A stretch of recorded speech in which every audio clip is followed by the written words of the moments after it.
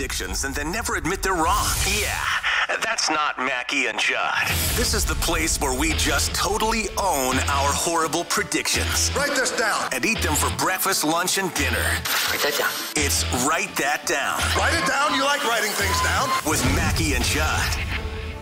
And that's right. It's a Wednesday edition of Purple Daily. Write that down. One familiar face missing. Phil Mackey in New York at the Barrett Sports Media Convention. But as you will soon hear with his prediction, the man had a ton of fun last night. And I don't think there was, I think there was conventioning going on, Declan Goff, but I don't think it involved a lot of serious discussion. And if it did, nobody remembers it today. God. But you know what? We still hold Phil accountable, not just in his predictions, but to get them in, which he did. So Phil will join us via his predictions that he sent into Declan. Dimitri will be our guest predictor today. But first, let's go through how Write That Down works, because it is a very honed science, both on the traditional Write That Down on Mackie and Judd and also Purple Daily. Number one, it's got to be 3 Vikings or football-related predictions from each of us each week. Must be quantifiable. Number 2, we keep track of, in this case, completion percentage and touchdowns. Yes, we are debating at some point in time if you make a simple prediction and it's wrong, that being a pick. But as of right now, that's going to be more work for Phil Mackey, and I can safely say Phil Mackey has no interest in doing more work right now. So right now it's completion percentage and touchdowns. And then, of course, Declan Goff, if listeners want to participate in this fine activity, how can they do so? Yeah, send me a message to the Score North app right there. And if you don't have the Score North app, it's only a central hub for everything we do. Audio, video, Judd's written work. It's a free app. Yes. It's great stuff. So send me some feedback to the Score North app. We're booked through the month of March. We have some openings in the month of April leading up to the draft. So please, if you want to get on the show, shoot me an email through the Score North app. All right, now let's go through how I've done, how Phil has done, Declan. All right. And, of course, the listeners. And I believe we ordinarily start with me. I'm not quite sure what has come off the board of late. Oh, man. Oh, no, Judley. A couple predictions off the board for you. Boy, this has been tough for me. This has been a tough day. I've been wrong a lot. I don't like that. Go ahead. You said Al Michaels and Sean Payton will call Monday Night Football for ESPN. Now it might be Al Michaels and Troy Aikman, but Aikman is definitely bolting Fox to go to the MNF booth. So the Sean Payton thing is out. I should have left myself some room, because I wouldn't be surprised if Payton ends up in Aikman's old role in Fox's booth. But yes, I swung and missed hard on that one, or threw a bad pass. It got picked off. Go ahead. All right, and you also said Cliff Kingsbury will be fired from the Cardinals during or after the 2021 season. My main girl, Diana Rossini, reported today extension for Cliff Kingsbury. He's not going anywhere. When did I make that one? I feel like that was a long time back, and I was taking a shot there. I sort of like it still, though. I don't know. You might have. The first one I'm mad about. The second one I feel good about. You could have made. Remember, because the Cardinals got off to like an 8-1 start, and then they kind of wilted towards the end of the season. I would maybe you snuck it in there towards the end of the football season. I don't remember it either. And they're going to extend him? I didn't see that. Yeah, Diana Rossini, I think, tweeted both extensions for the GM and the coach today. Yeah. Okay. Good luck with that. Right. That's awesome. Good luck. Good for them. Good luck. Ooh, rough week for Macadac. Rough week. The Macadac thing might be my favorite.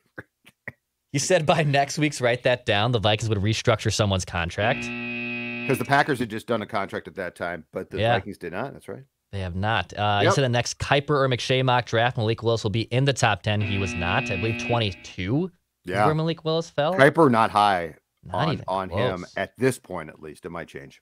And he said a starting quarterback who started at least one game will be traded, at least with reportedly, by the end of February. Right. I didn't see anything. Neither did Mackey, so 0 for 3 week for old we got nobody. Macadac. It's been quiet.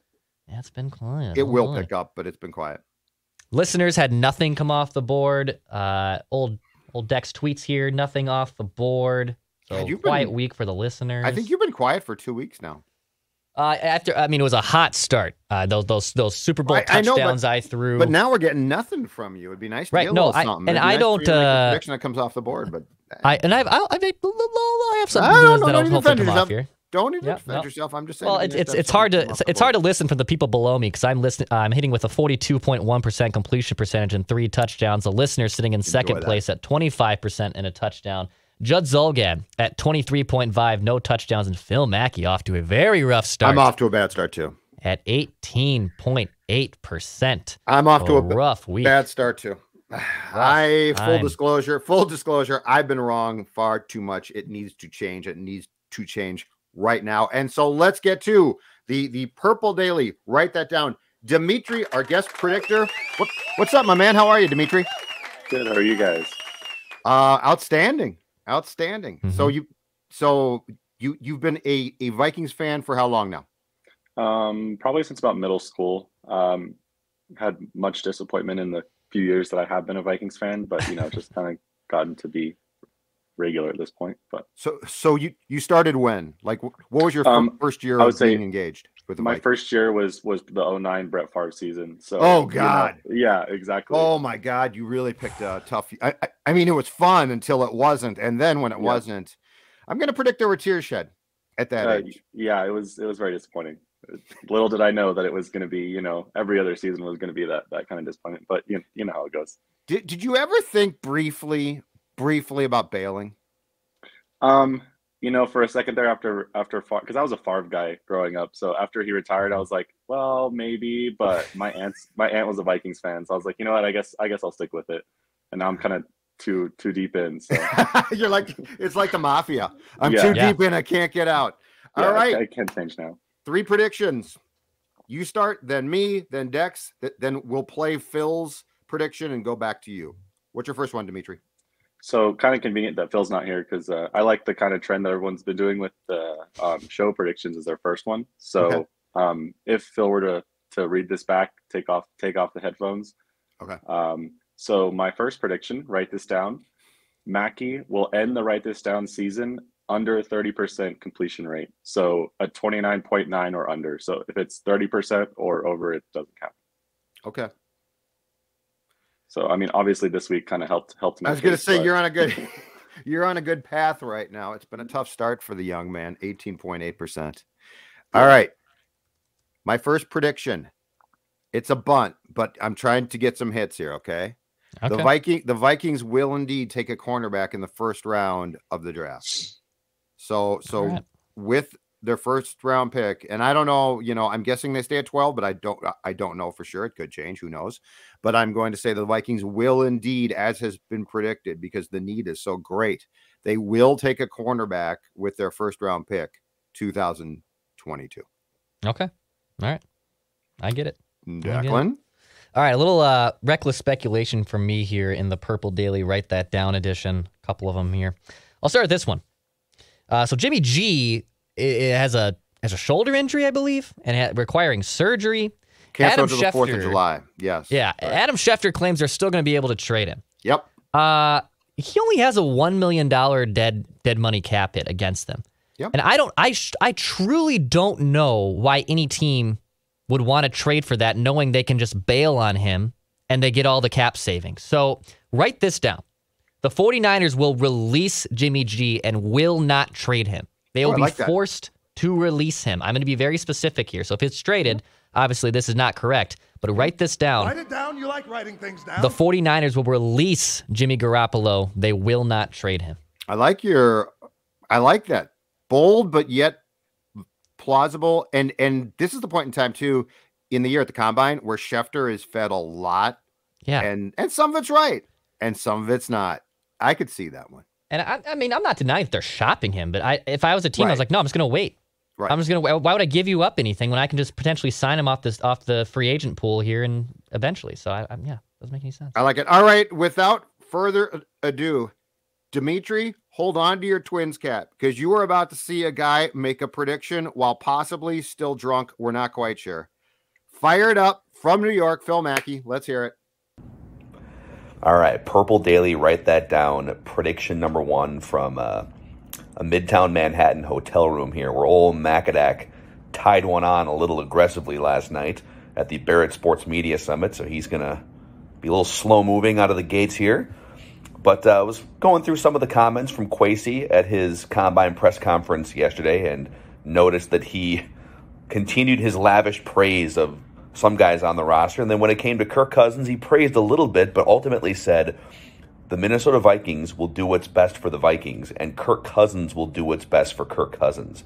And there's some gray area in there, and we hope that we can operate within it, but I thought that was really telling where Kirk and the Vikings stand right now. So write this down, and this is probably a check down, but by next week's Write That Down, Kirk Cousins' contract will remain untouched by the Minnesota Vikings. Maybe they trade him, but I'm saying there will not be an extension or an alteration to his contract within the next week, because I don't really think he wants to play ball contractually. Okay. That is a bunt single, but... yeah, I thought mine was a check down. That is a check down. That's the ultimate check down. Okay. And to be honest, Judd, well, I mean, I'm pretty sure, judging by the way he was sounding, he got into some surly. What type of surlies do you think he was getting into yesterday? Well, you know what? I would guess that Phil's a smart dude, right? Phil's a smart guy. Yeah. I'm going to guess that Phil got into, well, let's just say it's my new favorite thing from our friends at Surly, and that is the first Surly variety pack of 2022. And that includes the Furious, because how can you not, right? But it also includes a beer called Havoc Machine, which is pretty damn good.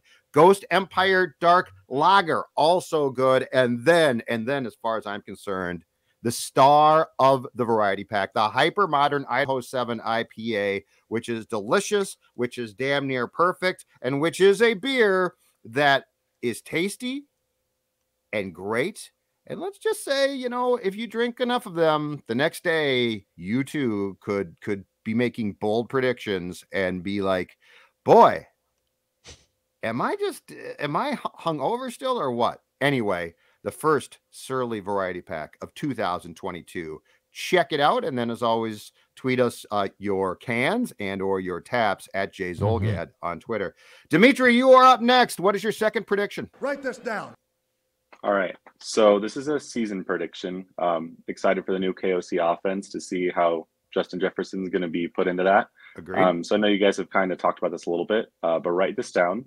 Justin Jefferson will score a touchdown lining up in the backfield before the bye week. So whether it's a reception or a rush touchdown, he'll score lining up out of the backfield. I love it. Yes, he is Cooper Kupp now, right? Like, that's the great thing. He's going to be Cooper Kupp, which is going to be so much damn fun as opposed to, well, we couldn't throw to him. I mean, we just couldn't. Sorry, guys. Perhaps the most feeble excuse in all of football for 2021 was they took Jefferson out. What were we supposed to do? You're supposed to find a way to get him the damn football. Watch the Super Bowl. All right. Here's my next prediction. Write this down. 3 quarterbacks will be taken. Not 1, not 2, but 3 quarterbacks will be taken in the first round of the draft this year. Off the record, I'm going Pickett, Willis, Corral. Off the record. I'm just telling you, for all of this hemming and hawing and being like, well, Willis might go, he's going to go higher than the 20s.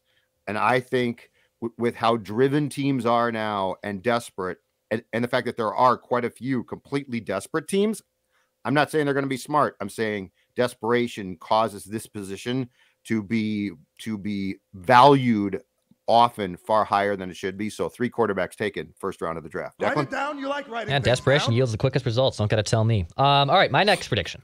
But now you found a gal, so it's great. Exactly. Now I'm secure. Just to speak up on your behalf before she sees this, you have found a lovely girlfriend and you're happy and there's no desperation. And she'll really appreciate that you were the one praising her. I think she'll really appreciate that. It didn't come off good, so I'm just trying to help you out. Thank you. I appreciate that. Yes, I'm in a loving relationship. All right. Football dad approves. Yeah, Thank God. Right.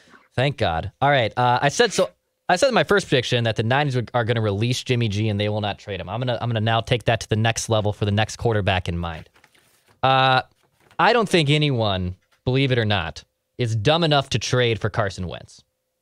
And I think the Colts are so done with him that they are also going to be forced to release him and swallow a $15 million cap hit or whatever it is. So write this down. Carson Wentz will be released by the Colts and not traded as well.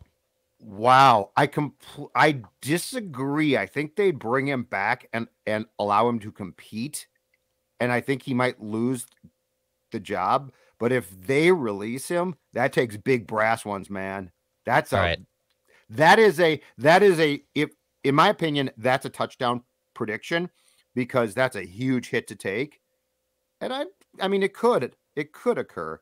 Can I make a small technically or not amendment but deadline on this then? Yeah, of course. Okay, I'm going to put the end date at week 1 of 2022. Okay. Macadac might fight me a little bit with the semantics because you just gave me a little bit of an out there in the event that he's still around. But I'll say the end date of week 1. He will not be on the Colts roster. He'll be released by the Colts by week 1 of 2022. Still a gutsy prediction. That down. Still a gutsy prediction. All right, on to our friend in New York City, Phil Mackey. You know, I've been sitting here trying to rack my brain, and how can I mix it up? There's some non-Kirk Cousins predictions I can make. You know, it's my calling. It's my calling to make Kirk Cousins predictions, especially with all of these conversations circulating. So write this down. There will be a credible report at some point between now and, what's the day today? March 2nd. Let's say between now and the new league year.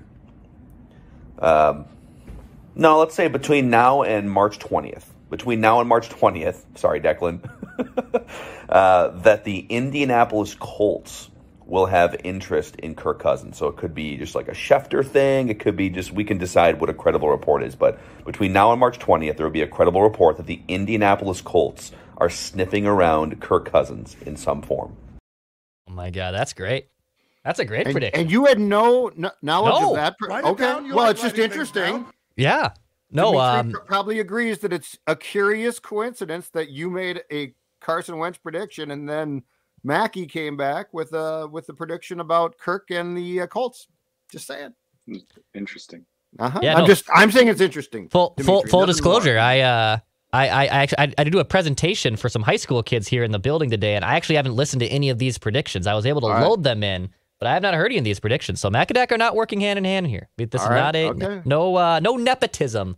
No, nothing's happening. Declan Goff molding young minds might be the scariest thing I hear all day today. Like you in a room of high school kids, influencing. Well, they think I'm probably in high school. You know, I'm a younger looking. I was going to say they probably think you're like from a TV show about high school. All right, no kidding. Dimitri, your third and final prediction. Write that down. Go ahead. All right, this one has a little bit of a preface to it. I know how we feel about Kirk Cousins on this show, and I'm kind of feeling the same way. Just kind of over him, done with the guy. Great stats, but I just, fresh new GM, fresh new coach. I'm just kind of ready for him to be out of the building, especially with the stinginess that has come in the last couple of weeks with him and his contract, supposed negotiations. So write this down. And if this isn't a touchdown, let me know and I'll figure it out. Write this down. Kirk Cousins will be traded and the team that he goes to will not make the playoffs. Yeah. That's a touchdown, right, Declan? Yeah, it's a touchdown. Yeah, that's extremely specific. Yes. Will not make the playoffs. Yeah. Okay, so off the record, what's your guess about the team he's traded to? The Colts have been kind of intriguing the last couple of days, especially with the Wentz situation. I still have a feeling that it's going to be either Denver or Cleveland, especially because of the relationship with Kwesi and the Browns. Yeah, that's a good one. Yeah. But if Denver can't get Rodgers, which I don't know, Aaron Rodgers, I think is just being kind of over dramatic, and I feel like he'll be back. But I feel like Denver would make a strong push for him. You're exactly right. Yeah, God, yeah, it's the same every time, and he runs the team. Like, what more can he want? What more, dude? What more do you want? They literally have given you the keys to the city, to the team, and it's not like you're a multiple-time champion. He's won one Super Bowl, and that's what now? 11 years ago. Oh yeah, there's no question. Yeah. This is all a drama. This is all like a teenage angst thing. It's a bunch of crap. You are right. All right, before you're done here, Dimitri, who would you, as we always do on this show, who would you like to thank for your Viking fandom, for whatever? Just, kind of Purple Daily fashion. I'd like to thank my girlfriend for putting up with all my yelling at the TV and frustration. I even got her to wear a Vikings jersey this year, so I was pretty astonished about that. I'd also like to thank my twin brother for always talking football and reckless speculation with me. I'm just texting him back and forth. He's a Steelers fan, unfortunately. So, yeah. So, and I'd like to thank you guys too. I mean, I found this podcast not too long ago, a couple months, and I listen to it almost every day pretty religiously, and you guys are awesome. So awesome stuff, man. Thank you. Take care, and course. Good luck to the Vikings. Thanks. Talk to you. Awesome, Dimitri. Thank you, dude. Stuff. Yeah. Our listeners and viewers are so good. They really are. I feel, but I gotta be honest, at that age, and I'm being sincere here. Oh boy. I've okay. Football's fun. I get that, right? And like the Viking, but I feel bad because it's like that guy, his first experience was 2009, which was just this great, fun, magic carpet ride. Unbelievable, right? And it's like, this is so, I mean, that was so much fun. And then it's not that you lost. It's how you lost. And, you had, I mean, honest to God, who has too many men in the huddle coming out of a timeout? Exactly. And then Brett, who had been so magnificent, forces the ball to Rice. It's just, at some point in time, it's going to end, right? They're going to have to win a Super Bowl. But if you're young, you must think, and then there's that moment, as Dimitri said, there's that fleeting moment where you're like, I could switch teams. Like you know what? I can get out. Yeah. And like the mob, they pull you back in. No, you can never leave. You can never leave the Purple Faithful. I was more angry in 09. Because at that point, my first Vikings memory was 01. So mine's 41 donut, which in its own right is its unique, terrible way to lose. But 09, I was so angry. I was so upset. You should have been.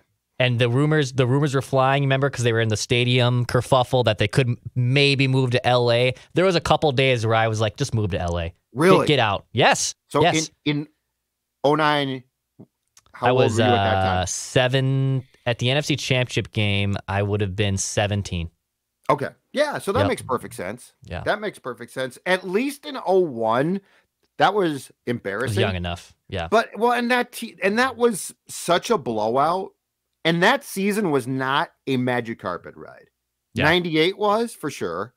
09 was for sure. Mm-hmm. And I would argue that 17 was, because like Case got hot and like that team just felt good. Like that was sadness.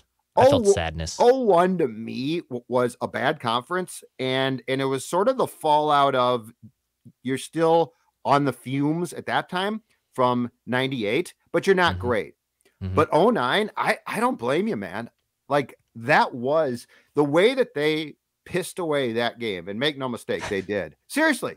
They did. Huh. Vikings fans should have been mad. Vikings fans should have been mad. But, I just think about the younger fans, and at that time, and they're like, I could switch to being a Patriots fan. And I mean, my family might not be happy about it, right? But I got this moment. I've got this moment to make a decision of, do I really want this? And you're always thinking it's going to change. They'll break out. It'll change.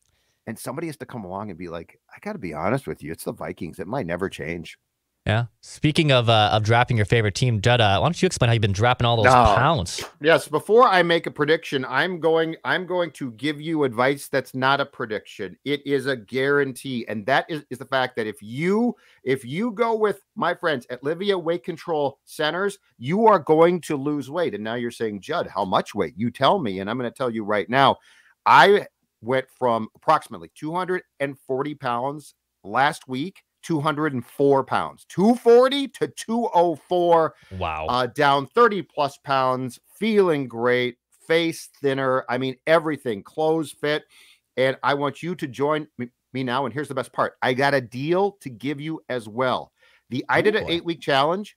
Declan Goff, you get your first 8 weeks for free. Wow. I didn't misspeak there. First 8 weeks for free. In that time period, I dropped 26 pounds. So imagine losing 26 pounds for free. Springtime's here. Clothes like this, which months ago didn't fit me at all, now fit perfectly. 855-GO-LIVEA, Livia.com. 855-GO-LIVEA, Livia, LIVEA.com. inside or outside the state too, because they can do consultations on Zoom, send you the snacks and things. So if you are a Purple Daily fan in Florida, in Iowa, in California, New York, you can sign up as well. Livea, LIVEA.com. All right, here's my third and final prediction for this week.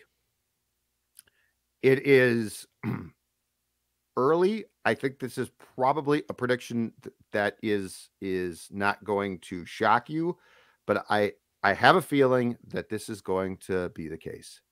Defensive end Aiden Hutchinson from Michigan, who in Kuiper's mock draft now I believe is going second overall to the Detroit Lions, so staying in state, will be the NFL Defensive Rookie of the Year in 2022. I think he's going to have an immediate impact. He might be the most National Football League ready player to step in. So Dex, defensive end Aiden Hutchinson will be the NFL Defensive Rookie of the Year in 2022. That's right. The draft predictions already starting.